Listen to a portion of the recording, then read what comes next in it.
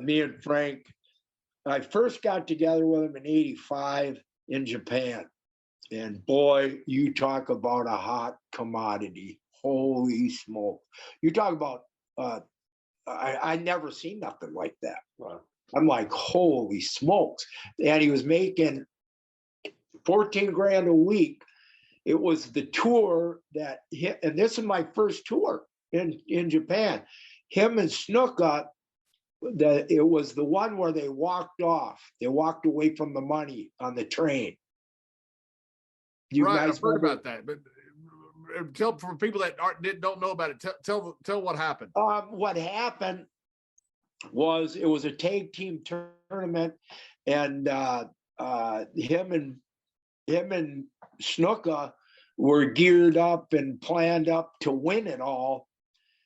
And something happened in the plans where they wanted him and Jimmy to do a job to, I don't know what top two guys it would have been. Was it Inoki and I think it was Inoki and Fujinami, but anyways, it don't matter. But they walked, I remember being there last night. We still got one match left. And I'm thinking, great. Hey, Frank. Frank told me nothing, but I knew something was up. And all of a sudden, Frank started getting his going in the zone. And I know something's up, but I don't know what's up. And I was friends to him by then because we had done 30 days and together. So he was trying to help me out as a young, kid. And the next thing you know, he's grabbing his bags. F this, F that. And Snook, I'll never forget, Jimmy was right by me. He's, brother, my partner goes, brother, I gotta go. And they left. And, Frank, 4 times 14 is $64,000 he walked away from. Even if Jimmy was getting 7, 8 grand, he walks away from 30,000. You got to show up with your folks, with your wife waiting at the airport. Sorry, honey, no money. That's a good way to get divorced. I'm sorry. And that's how guys. But here's what happened with Frank was, I told Barbara that last August when I seen her, and she says, John, nobody. No, and I'll say, I even remember what Frank told me. He said when he seen you guys standing at the airport. And his son Jeff goes, he was 6 years old. He says, Daddy, that wasn't a good tour. And Brody goes, that's right, son, it was not a good tour.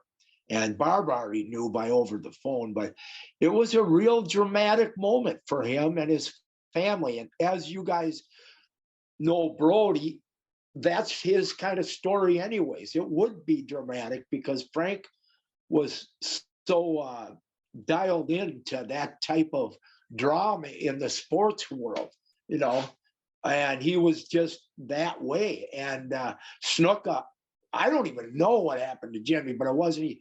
But he did tell me, and Barbara told me too, that the Japanese actually brought the money right to his house in where does he live? Where do you live? Not San Antonio. He was from San Antonio, but I don't know where he lived. New Mexico, Santa Fe, I think. Wherever he was living, and she used to live. But yeah, they brought the money in a suitcase right to his house. And I don't know the details of the intricacies. I think it was just flat they switch, and now they want him to do a job, and they were supposed to win it. And all of a sudden, how many guys are going to walk away from that kind of money? They got you. No money, no job, no money, right? Right, yeah, because for those that are listening, you get paid a Japanese tour after your last match, right before the last night when you go home. And so if you don't do that last match, you don't get paid. Oh, they got you by the kahoonies, don't they? Yeah. Man, right? Yeah, I always wondered, like, God, why not in weekly? Why is this all at once deal? Because they got you. That's why. They got you. And they also in my day had your passport also. That's right. They got your passport too. That's That's right. Well, we keep it safe for you. And, you know, if there's any problems, we will work it out with our lawyer. These things, I still want it back now. Yeah, they took your passport the first thing when you, as soon as you got off. Yeah. We just need it for office reasons. Yeah, exactly. Yeah,